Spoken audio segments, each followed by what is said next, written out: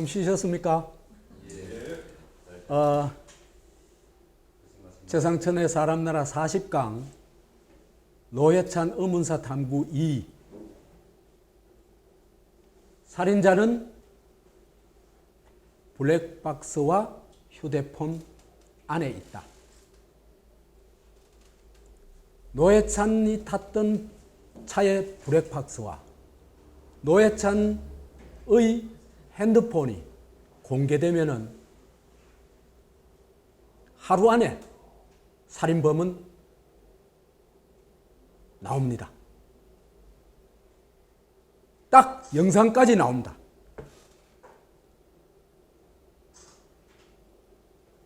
그 얘기를 오늘 하려고 합니다.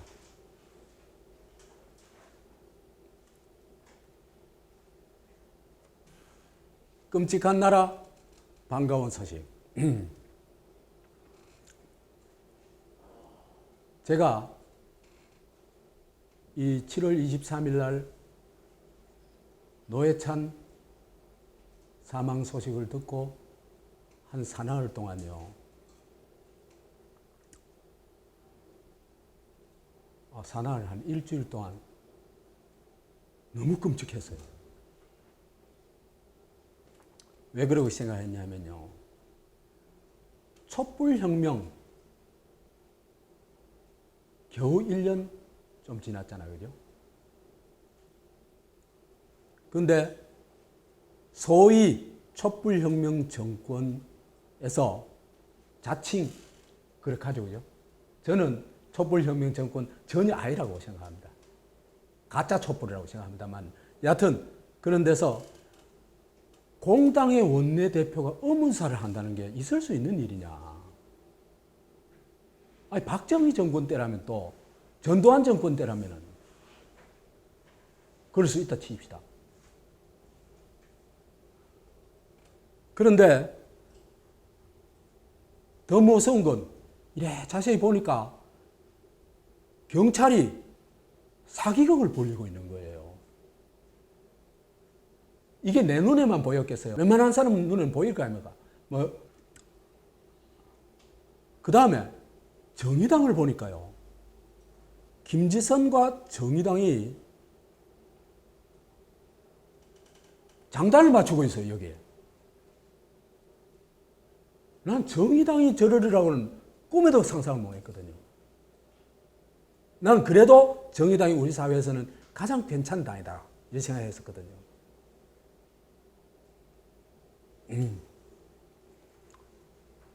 근데 이런 말도 안 되는 일들이 벌어지고 있는데 청와대는 생까기를 하면서 보이지 않는 손이 막 돌아다녀요. 그런데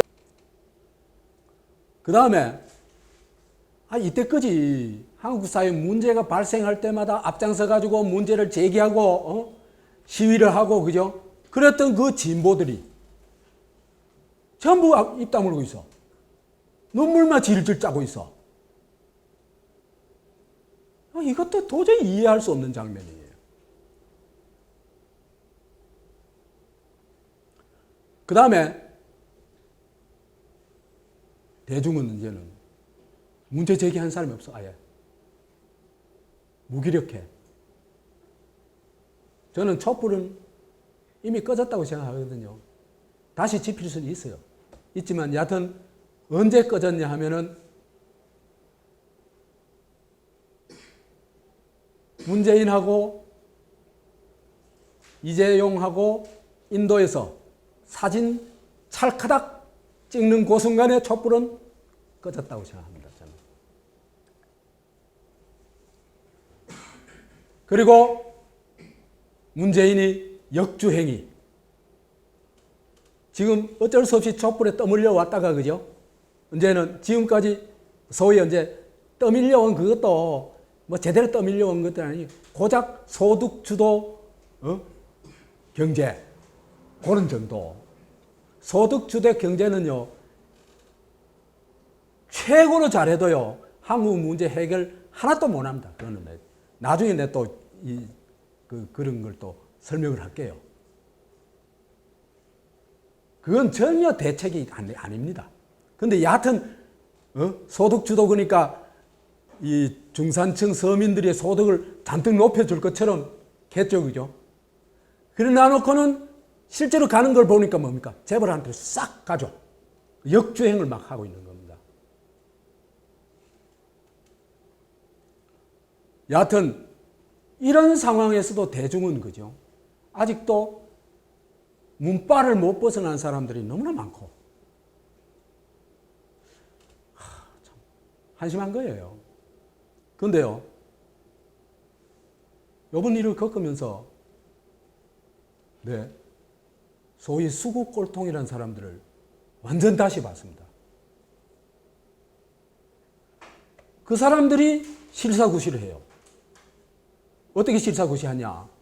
그 아파트 찾아가가지고 조사하고, 그 다음 창틀, 창틀을 일부러 짜가지고, 거기서 올라갈 수 있는지, 뛰어내릴 수 있는지 실험도 하고, 그러니까 진짜 그 사람들이 실사구시를 해요. 진보 쪽에 있는 사람 중에 실사구시한 사람 단 한 사람도 못 봤습니다. 전부 질질 짤기나 하고.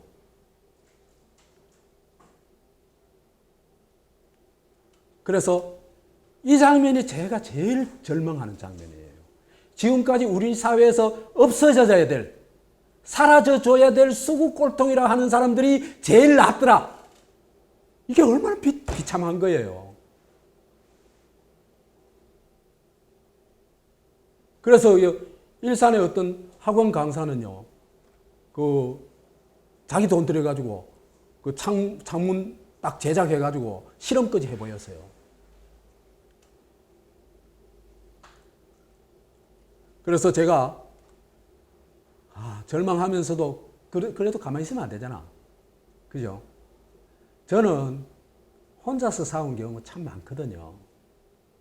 그래서 혼자서 사오는 데는 또 나름의 이제 이력이 좀 생겼어요. 그래가지고 어쩔 수 없다. 혼자 싸우자.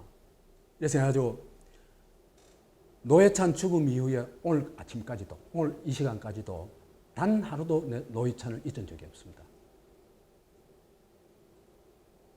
그래서 촛불혁명 끝났구나. 저는 민주공화국의 꿈을 오래전부터 꿨거든요. 이 꿈도 끝나는구나 이제. 그렇더라도 끝까지 실사구시는 하자. 그래서 강의안을 많이 준비했는 겁니다. 그래서 오늘 또 두 강의나 하게 된 겁니다. 그런데 며칠 전에 굉장히 반가운 소식이 왔어요. 이메일로 이제 보내왔던데, 노회찬 자살 조작 시민 진상 조사단 이런 게 결성돼가지고 활동하고 있다는 걸 뒤늦게 제가 알았습니다. 그래서 거기 분들이 오늘 몇 분 이제 또 우리 제 강의장에 오셨습니다. 그래서 이제 진상 규명을 위해서 여러 가지 노력하시고 또 자료도 제법 많이 모으신 것 같습니다. 그래서 정의당에 공개 요구를 했습니다. 이 모임에서 자필유서 원본을 정의당에 받았다는 자필유서 원본을 공개해라. 그 공개하면은 자살했는 거 인정할 수 있다. 그 다음에 사건 당일 7월 23일 오전 8시부터 9시 40분까지 노회찬이 그 차량에 있었잖아요. 그죠? 그 영상을 공개하면 노회찬이 왜 죽었는지에 대한 설명이 거의 나올 거다. 이렇게 보신 거겠죠. 그래서 그 영상을 공개해라. 이에 공개 요구를 하고 정의당 지도부를 만나자고 그랬는데 정의당이 거부했어요. 그래서 어제 정의당사 앞에서 집회를 가졌는데 저도 그걸 동영상으로 봤습니다. 봤는데 아주 뭐 대단하십니다. 뭐냐 하면은 우선 이 노회찬 의문사에 대한 의혹들을 아주 정확하게 설명을 하고 거기에 대한 정의당의 대답을 요구하는 그게 지금까지 물러나라 이런 싸움하고는 질이 다른 진짜 진실을 추구하고 실사구실을 추구하는 그 모습을 보고 제가 깊은 감동을 받았습니다.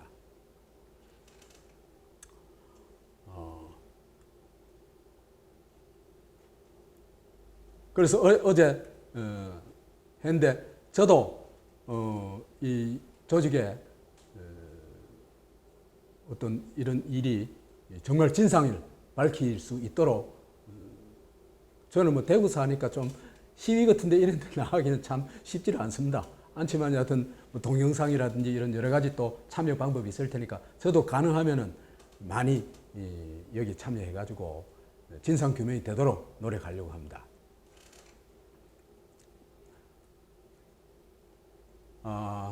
이미 알만한 사람은 다 압니다만은 노회찬이 자살했을 가능성은 없다. 그렇더라도 우리 그 복습하는 셈 치고 간단하게 좀 짚어보도록 하겠습니다. 투신 가능성은 없다. 이 노회찬 진상조사단에서 실사를 했는데 실제 그 재봤는데 창문이 높이가 143, 그 바닥에서 높이가 143, 그 다음에 폭이 63cm, 그 다음에 창문 높이가 111cm라고 그래요. 이거는 여기 올라가서 60대가 뛰어내려간다 하는 거는 그 자체가 거의 불가능하다. 멀리 가고 말고 그건 둘째고. 그래서 이 재밌는 기사가 하나 있어요. 그 현장 취재를 했는 기사인데 그 아파트에 가서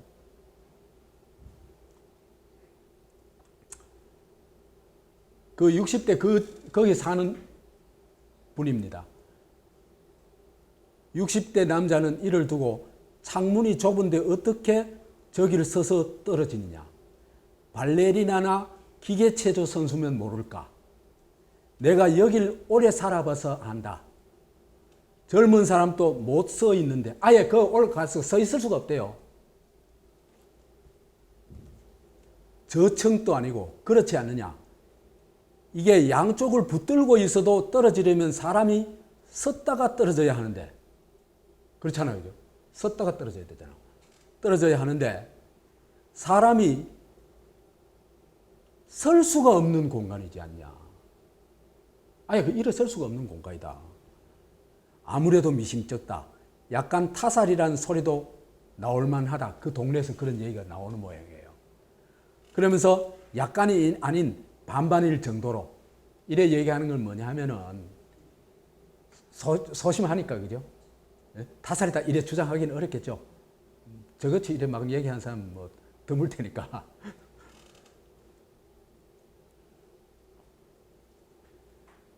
시신 지점이요.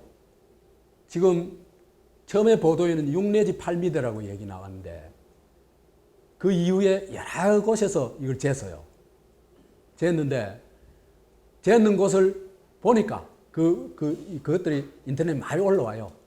올라왔는데 차이가 조금씩 있는데 그거는 뭐 정확한 지점을 어디에 잡느냐에 따라 약간씩 차이가 있겠죠.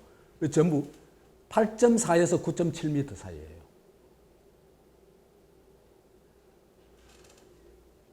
그렇다면 이 지점은 이 아파트 어느 곳에서도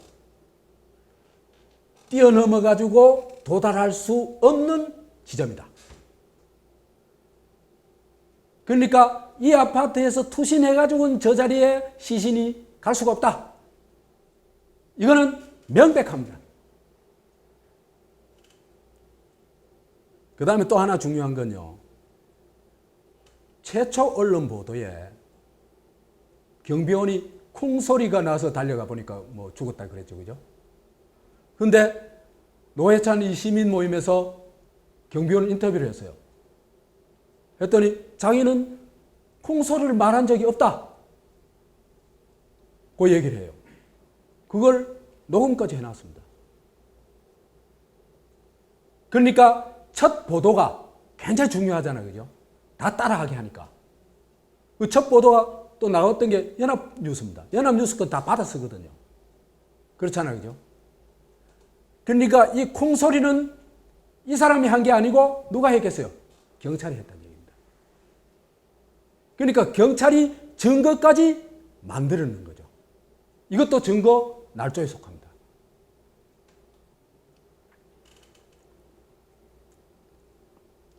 그 다음에 자살 증거가 하나 떴다.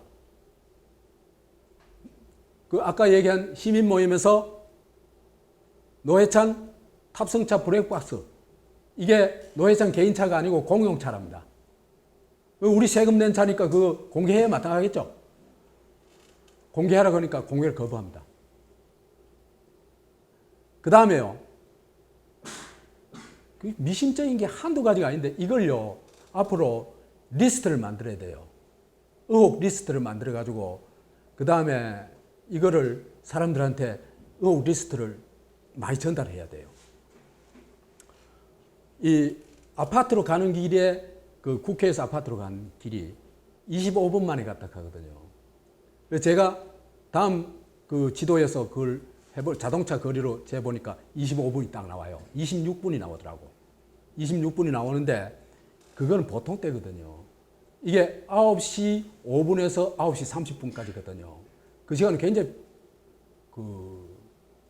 교통량이 많을 때단 말이에요. 그러면은 이 시간에 달렸다는 걸 증명하려면은 거리에서 CCTV에 잡혀야 돼요. 그거 공개해야 돼요. 그 다음에 아파트 내의 CCTV. 경찰은요, 9시 30분에 도착했는 게 CCTV에 잡힌 게 있다고 그랬거든, 경찰이 보도에 의하면은. 그거 공개 안 하고 있어요. 그 다음에 그 건물 안에 CCTV들, 엘리베이터나 복도의 CCTV, 이것도 공개 안 하고 있고. 핸드폰 안경은 아예 언급을 안 하고 있고. 그러니까 경찰은 유일한 증거가 뭐였습니까? 자필 뉴스였죠. 근데 그게 엉터리라는 게 지금 드러났죠. 그럼 증거가 아무것도 없다는 겁니다.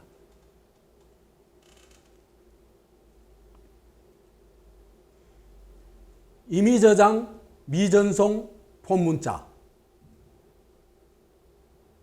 이게 이제 노회찬이가 김종철이한테 보냈다는 거 아닙니까? 보내려고 했다가 저장됐다는 거 아닙니까? 이게 유서 가능성이 있느냐? 미전송 폰 문자를, 그죠? 유서로 인정한 사례는 아마 세계 최초일 겁니다. IT 시대를 아무리 앞서가도 이건 아니잖아요. 이런 걸 유서로 인정할 사람은요, 딱 세 부류가 있어요. 죽인 사람들은 유서라고 우기겠죠. 그 다음에 죽인 놈들을 비호해야 될 사람들은 유서라고 우기겠죠. 그렇죠? 그 다음에는 아무것도 모르는 사람들, 바보. 이 세 부류 중에 누구일까? 이 세 부류 중에 이 사람들이 바보는 아니니까 둘 중에 하나입니다. 그죠? 살인자이거나 비호자입니다.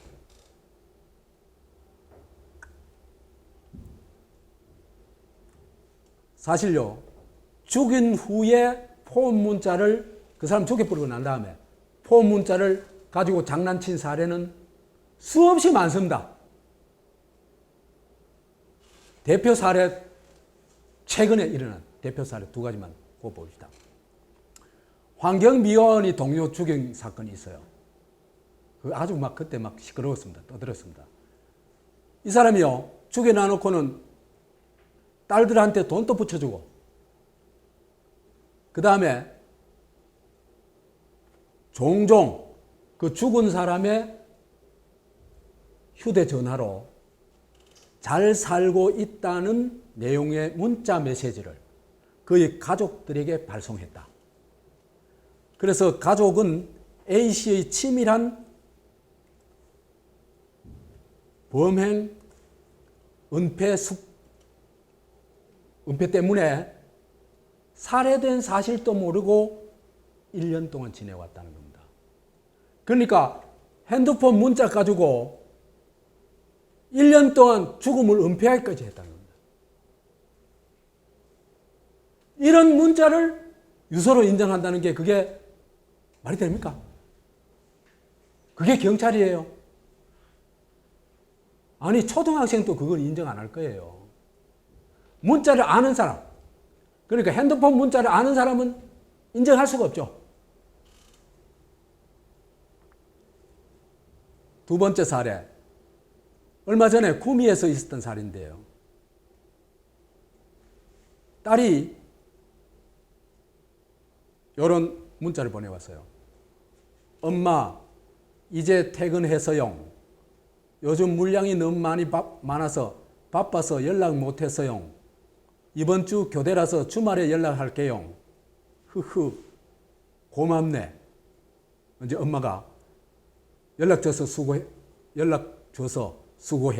이래 이제 답장을 썼어요. 근데 여기 나중에 알고 보니까 죽은 후에 보낸 거예요.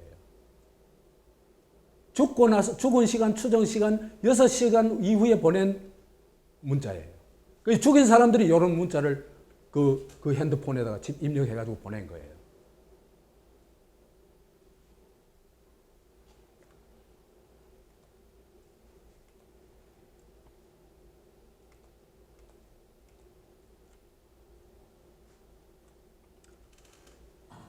폼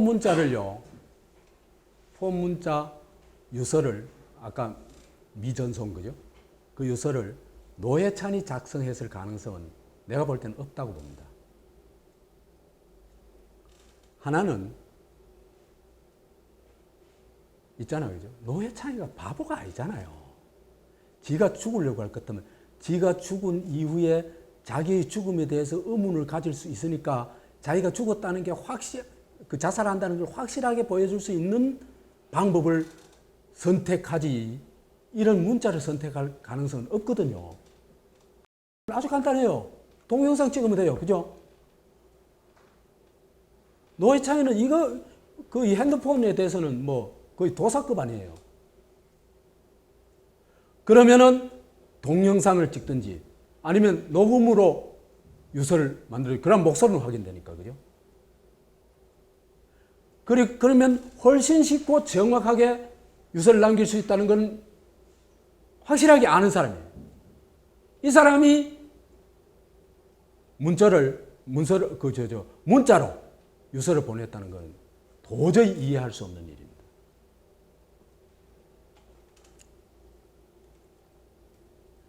그럼 누가 작성했을까? 이건 둘 중에 하나입니다. 살인자가 작성했든지, 죽이고 나서 있잖아, 그죠? 작성했든지. 아니면 경찰이 증거를 조작하기 위해서 작성했든지, 둘 중에 하나입니다.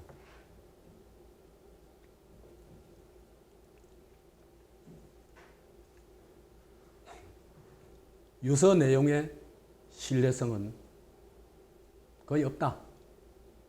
아니, 어제까지 뭐라 그랬어요? 돈 받은 적 없다. 특검에 당당히 임하겠다. 했던 사람이 그 다음에 그 이튿날 아침에 상무위원회에 참여하겠다. 그 상무위원회에서 발표할 문건까지 만들어놨던 사람이 갑자기 내가 돈 받은 거 맞다. 이 돈 받은 게 이게 절차상의 문제다. 이 절차상의 문제는 어떤 처벌로도 부족하다. 그래서 내가 죽음으로 갔겠다. 이게 말이 되는 얘기입니까? 자살 동기도요, 찾을 수가 없어요. 16년도에서부터 지금까지, 그죠? 노회찬은요, 진짜 인생의 황금기예요. 특히 올해 들어와가지고 인생의 황금기예요. 그야말로 스타 탄생이에요. 스타 탄생. 보세요. 노회찬의 최고 자산이 뭐겠어요? 삼성 X파일을 폭로한 용기 있는 진정한 민중의 대변자, 재벌한테도 절대 꿇지 않는 당당한 정치인. 이 이미지는요, 이런 실천을 통하지 않고서는 얻을 수 없는 이미지입니다. 그죠? 이거는 한국에서 최고의 브랜드입니다. 언제든지 노회찬이 대통령이 될 수 있는 대중적 어떤 뭐가 있다면은 바로 이거입니다. 삼성 엑스파일에 도전했던 겁니다. 그래서 이 사람이 이게 이제 고난에 고난을 겪어가지고 이제 막 피어오르죠. 그죠? 피어올라가지고 삼선 의원이 됐죠. 거기다가 정의당 원내대표가 됐죠. 거기다가 평화와 정의 의원 모임, 이제 원내 교섭단체가 돼가지고 첫 원내대표로 됐죠. 그죠? 그래가지고 4월 달부터 5월까지 했고 9월부터 다시 또 하게 돼 있어요. 이 사람 지금 빛나는 겁니다. 탄탄대로에 들어선 겁니다. 거기다가 한국에서 매스컴을 타야 뭐가 되죠. 그런데 매스컴 중에서도 어디를 타면 제일 신뢰도가 높아지겠습니까? JTBC. KBS, MBC, SBS 타봐야 그죠? 신뢰도 없습니다. 그런데 JTBC 타면은 신뢰도가 팍 올라갑니다. 왜? 손석희가 만들어 놓은 겁니다. 그 JTBC의 꽃 설정의 고정 패널로 정해진 게 7월이고 7월 5일 날 첫 출연을 해가지고 3회 동안 출연했습니다. 정말 인생이 막 만발하는 시기입니다. 거기다가 노회찬이요, 그 노동운동하고 진보운동하냐면 얼마나 힘들었겠어요. 진짜 걸베이 생활을 했거든요. 그래서 2004년도에 고위공직자 국회의원 돼가지고 고위공직자 재산 공개를 했을 때 재산이 731만 원이었어요. 그런데 올해에 재산 공개한 거 보면은 11억 4천만 원이에요. 근데요, 이게 공시지가거든요. 공시가격이기 때문에 이게 실가격으로 치면은 제가 추산해 보니까 25억 내지 30억 돼요. 이 돈이. 부채가 없어요, 이 사람은. 그러면요, 요 정도의 돈은 정말 안정감을 느낄 수 있는, 경제적 안정도 굉장히 중요해요. 사람이 가장 편안한 안정감을 느낄 수 있는 정도의 재산이 아닌가 싶어요. 집 있고, 땅 있고, 예금 좀 있고. 그죠? 그게 가장 안정된 거거든요. 그래서 노회찬은요, 이 고비, 그러니까 특검이 돈 받다 이런 거죠. 요 고비만 넘기면 삼성에 도전했던 진보의 대표로서 유력 대선 후보까지 될 수 있는 사람입니다. 그리고 대통령 당선 가능성도 있습니다. 이 사람. 이런 사람이 돈 4천만 원 받았다, 죽을 죄를 지었다, 자살한다, 말이 됩니까? 그리고 같이 방미했던 5당 원내대표들 있잖아요. 이 사람 느낌이 전혀 없었다 그랬거든요. 그 다음에 노회찬 또 자신감을 보였거든요. 불법적인 시작은 안 받았고 특검에 당당히 임하겠다. 그 다음에 9시 30분에 상무위원회 참석하기로 예정되어 있었고 발표문까지 작성해놨다. 9시 10분까지 문자를 주고받았다. 오후 2시에 약속까지 잡아놨다. 이런 사람이 갑자기 지 동생 집에 가서 뛰어내려서 죽는다. 노회찬을 욕보이는 거예요.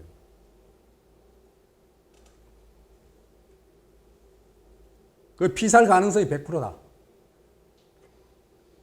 타살 이외에 사망 가능성이 없다. 첫째로. 자살 가능성이 없다는 건 지금 얘기했죠. 그죠? 그 다음 자연사, 병사, 사고사 아니다는 건 지금 다 확인되죠. 그죠? 타살 추정의 가장 유력한 근거는 시신의 위치죠. 그 시신의 위치는요, 딱 한마디로 말하면은, 그게 뭐냐, 시신의 위치는. 위에서 던진 것도 아닙니다. 그거는. 위에서 던졌으면 시신이, 그죠? 거기에 피도 별로 없이 그래 될 가능성은 거의 없습니다. 그리고 또 그까지 멀리 갈 리도 없고, 거의 9m 아닙니까? 9m까지 못 던져요. 그러면은 뭐냐? 거기는 투신 자살 지점, 투신 자살에서 도달한 지점이 아니고 시신 유기 지점입니다.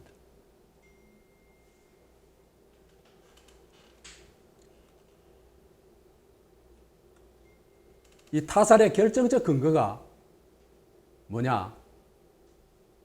자필 유서 사기 그 자체가 결정적 근거입니다.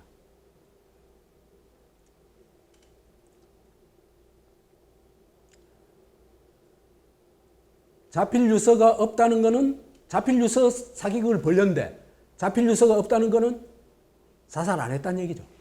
그죠? 그 다음에 자살했다면은 경찰이 그 미친 짓을 할 필요가 있어요? 전혀 없다는 겁니다. 그죠? 그러니까 왜 이 짓을 자필 유서 사기극을 했겠어요? 타살을 자살로 꾸미자니까 이런 일을 할 수밖에 없는 거죠. 그죠? 그래서 자필 유서 사기극이라는 건 타살을 자살로 만들어내기 위한 기획 사기다.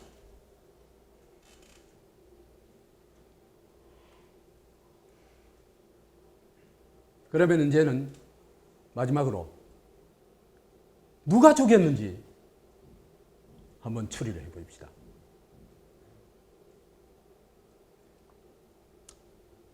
그러자면 우선 노회찬의 일정부터 조금 짚어볼 필요가 있을 것 같습니다. 노회찬이 7월 23일 귀국해가서부터 7월 22일 귀국해가지고부터 23일 죽을 때까지 일정을 조금 간략하게 한번 짚어봅시다. 22일 오후 4시 50분에 귀국을 하고 6시에 삼성병원에 엄마한테 방문해가지고 30분 정도 같이 있고 그 다음에 국회로 갔다가 그 다음에 동생 집에 가서 5분간 들렸다가 갔는데 그때 동생은 없어가지고 만나지 못했다. 23일은 아침 8시 5분에 자택을 출발해가지고 이제 수행비서가 태우러 갔겠죠. 그죠? 9시 30분에 당 상무위원회 회의에 참석하기로 예정되어 있어가지고 국회로 갔죠. 그래서 8시 40분에 국회에 도착했습니다. 근데 여기서 이제 결정적인 게 이겁니다. 차 안에서 수행비서와 25분간 보냈다. 이게 결정적인 겁니다. 이따 얘기를 합시다. 그때 노회찬이 수행비서에게 피곤하지, 고생이 많다, 이렇게 얘기했다고 합니다.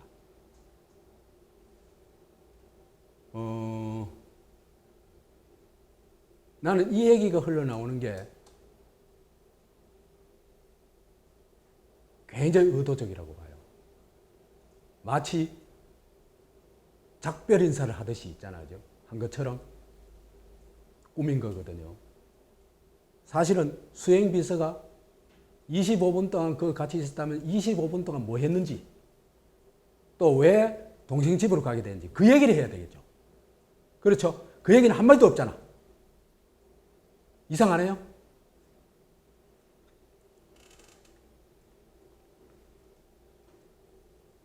그래서 9시 5분에 국회에서 출발해가지고 동생 집으로 갔다. 동생 사는 아파트로. 근데 언제부터인지는 모르지만 9시 10분까지 누가 했는지는 사실은 몰라요.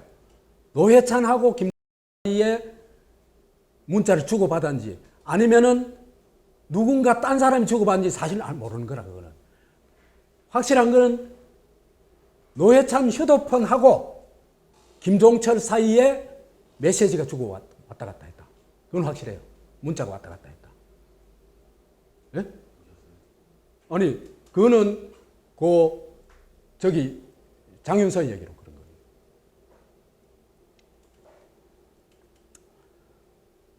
그래서 9시 30분에 아파트에 도착해가지고 동생 거주 아파트에 도착 18층 사이에 그 계단으로 들어가가지고 투신 자살했다. 투신 자살한 시간 9시 38분이다. 요 얘기입니다. 그죠? 요걸 좀 추적을 해봅니다. 그 동생 부인이요. 어제 병원에서 만났는데 특이한 행동은 없었다. 오늘 아침에 우리 집에 들리지 않았다. 죽었다는 거는 뉴스 보고 알게 됐다. 그러니까 동생 집하고는요 무관하다는 얘기입니다. 이 재수 씨 아닙니까? 그죠? 재수 씨가 만약에 동생이 집에 무슨 일이 있어가지고 형한테 전화를 해가지고 형 좀 빨리 와줘. 이래가지고 간 게 아니라는 겁니다. 그 동생 집에 무슨 일이 있어가지고 간 게 전혀 아니다는 게 이 아줌마가 얘기해주고 있는 겁니다. 이분이 얘기해주고 있는 겁니다. 오케이. 의문점을 우리가 확인을 해야 돼요.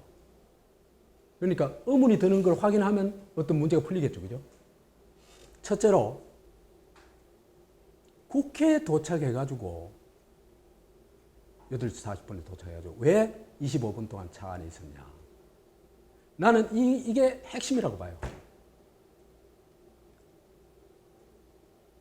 첫째로요. 자살을 하려고 생각했다면 동생 국회에 가서 자살을 할 생각을 했겠어요? 말이 안 되잖아요. 동생 집에서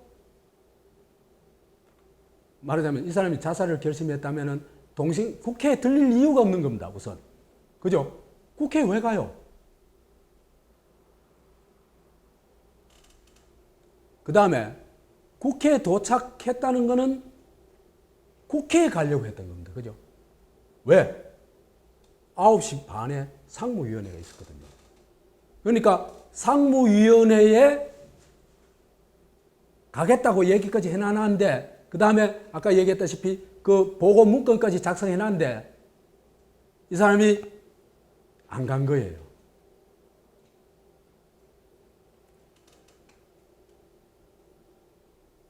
그래서 제가 딱 생각이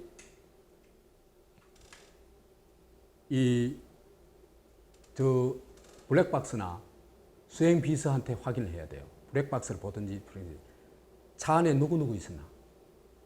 반드시 확인해야 됩니다. 노회찬하고 수행비서가 있었던 건 확실하죠. 그죠? 그 다음에 또 누가 있었냐.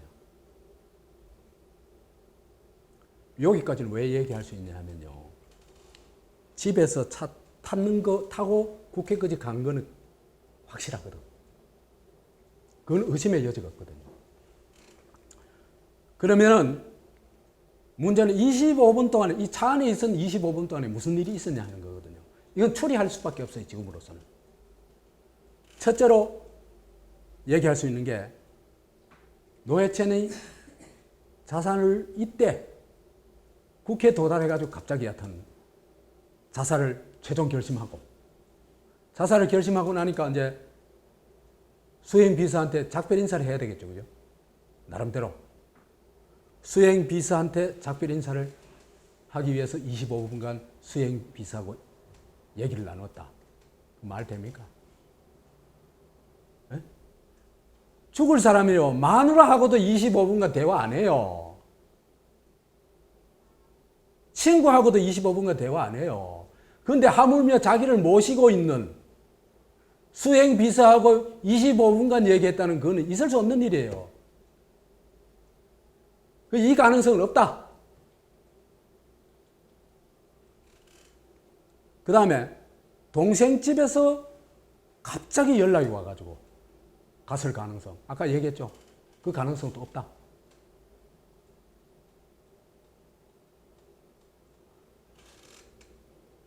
그러면은 이 25분 동안에 그 차 안에서 심각한 일이 일어났을 가능성이 높습니다. 아주 높습니다.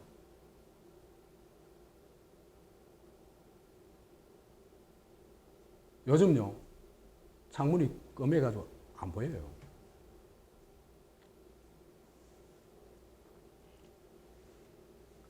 자, 25분간 일해 놔놓고는 의문점 2. 그럼 왜 동생 집으로 갔냐 하는 거거든요. 국회 25분간 그 차 안에 있다가 왜 동생 집으로 갔냐. 여기에서 이제 두 가지를 따져봅시다. 하나는 노회찬이 자기 의지로 동생 집에 갔을 가능성 따져봅시다. 첫째로 이미 전날 방문했죠. 그렇죠. 그 다음에 상무위원회까지 취소하면서 동생 집에 가야 될 긴급한 사태가 있었다면은 재수 씨도 알고 있겠죠. 아까 재수 씨가 그런 얘기를 할 수가 없죠. 그렇죠. 이건 아니다. 그 다음에 자살하기 위해서 갔다. 이거는 최악의 자살 장소다. 나는 이걸 보면서 뭘 느끼냐면 에베레스트 올라가가지고 자살하는 거하고 똑같아요. 에? 그런 사람이 있어요.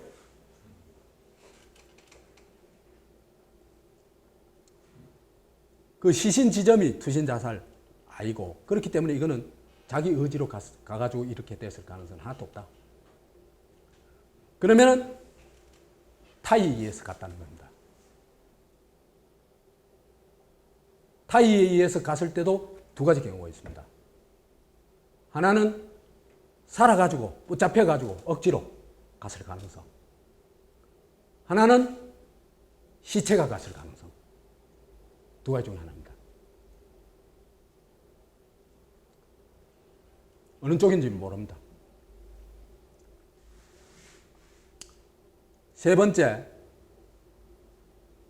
5분 사이에는 도저히 일어날 수 없는 일이 일어났습니다. 일어났다고 발표를 했습니다.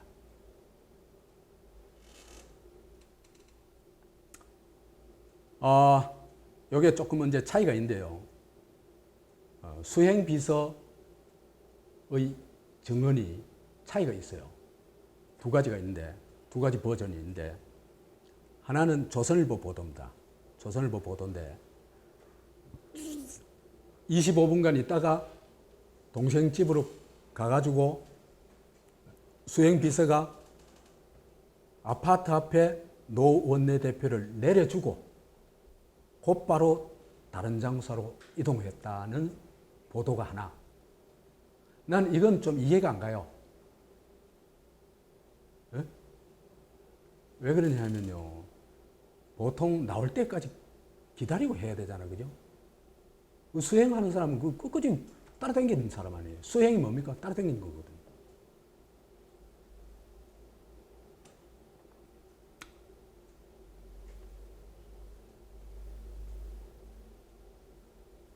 그 다음에 또 하나는요.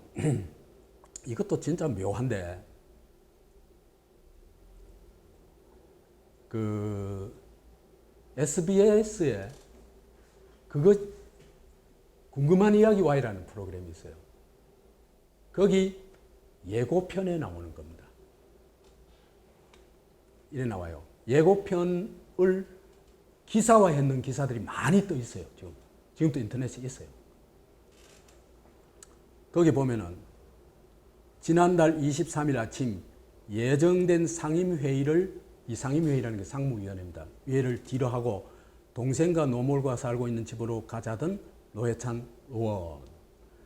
차에서 내린 지 5분가량이 흐르고 수행비서가 잠시 화장실을 다녀온 사이 경찰차들이 몰려와 있었다고 한다. 이게 누가 했냐면 수행비서가 한 거예요. 수행비서가 거기 내려가지고 노회찬이 내려가지고 한 5분 사이에 자기는 그 사이에 화장실에 갔다 나와 보니까 이미 경찰차들이 와가지고 삥 둘러서는데 가보니까 노회찬이 죽어 있더라 이 얘기입니다. 5분 사이에 그런 일이 일어난 거예요.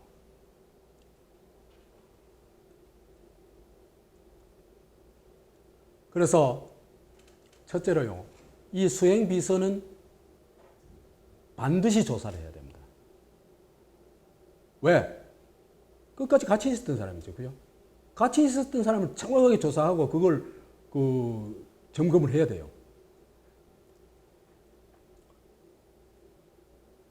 그래서 8시에서 9시 40분 사이에 있었던 일을 확인하고 태워가지고 그죠?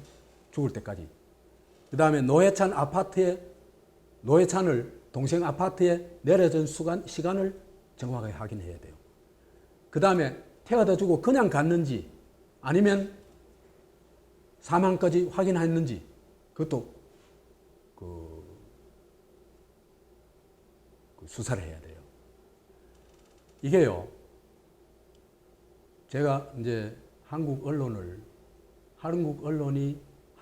언론 통제가 되고 있다는 생각을 지울 수가 없어요. 왜 지울 수가 없냐 하니까 SBS 이 궁금한 이야기 Y 예고편에서는 지금 얘기했던 이 얘기가 있거든요. 그런데 예고편, 본편 있잖아요. 그죠? 본편에서는 이 얘기 싹 다 빼버렸습니다. 다 빼버리고 뭐 얘기만 하냐면 노회찬 추모 얘기, 노회찬이 대단한 인물이야. 그 얘기는 쫙 깔려버립니다. 이런 얘기 하나도 없습니다. 그건 무슨 얘기입니까? 사실은 취재를 했다는 얘기 아닙니까? 취재를 했는데 어디선지 그 보도를 못 하도록 하고 딴 거로 싹 바꿔치기 했다는 얘기 아닙니까? 그렇잖아요. 그죠? 이게 박정희 전두환 시대 얘기가 아닙니다. 지금 문재인 정권 시대 얘기입니다.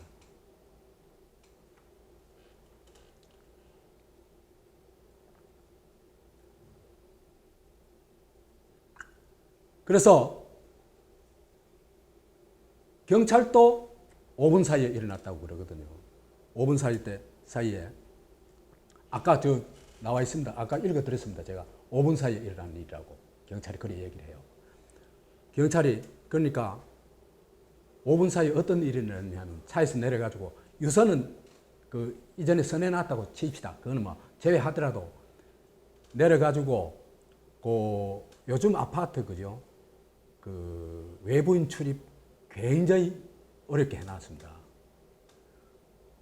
그러니까 거기 뭐 어떤 방식이 그 아파트가 어떤 방식인지는 모르지만 들어가는데 들어가는 것도 시간이 제법 걸려요. 그 다음에 위에까지 올라가가지고 그 높은 데 올라가 투신 자살하는 데까지 5분 걸렸다는 얘기거든요. 이거는 슈퍼맨이 아니고서는 불가능하다. 그런데 수행비서가 얘기한 거로 보면은 그렇게 사망했을 뿐만 아니라 경찰까지 출동해 시작하거든요. 5분 사이에. 5분 사이에 이렇게 올라가가지고 떨어져 죽고 거기다 경찰까지 출동해가지고 있더라. 5분 사이에 그런 일이 일어날 수 있습니까? 불가능합니다.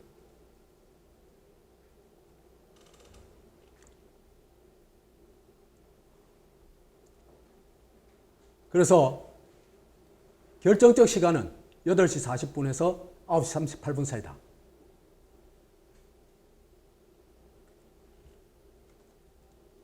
결정적 장면은 노회찬이 탑승한 차가 국회대에서 도착해가지고 국회에 들어가지도 않고 25분 동안 차 안에 있다가 그 다음에 아파트로 갑니다. 그러니까 그 25분이 결정적이다. 요걸 알면 거의 모든 걸 알 수 있다. 그리고 아까도 얘기했지만 시신이 있었던 지점은 투신해서 도달하는 지점이 전혀 아니다. 그러면 누군지는 모르지만 시신을 유기한 지점이다. 왜 그럼 거기 유기했냐? 투신 자살로 보이게 하려고 했으면 담벼락 바로 밑에 갖다 놔야 되잖아요. 그럴 수가 없는 겁니다. 눈이 있기 때문에. 그걸 못하는 겁니다. 거기까지는. 그러니까 어쩔 수 없이 그 막 사람 없을 때 탁 번개같이 해야 되거든요.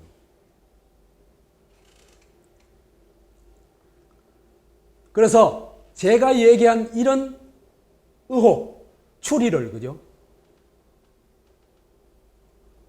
아니라면 경찰, 정의당, 청와대는 두 가지만 내놓으면 돼요.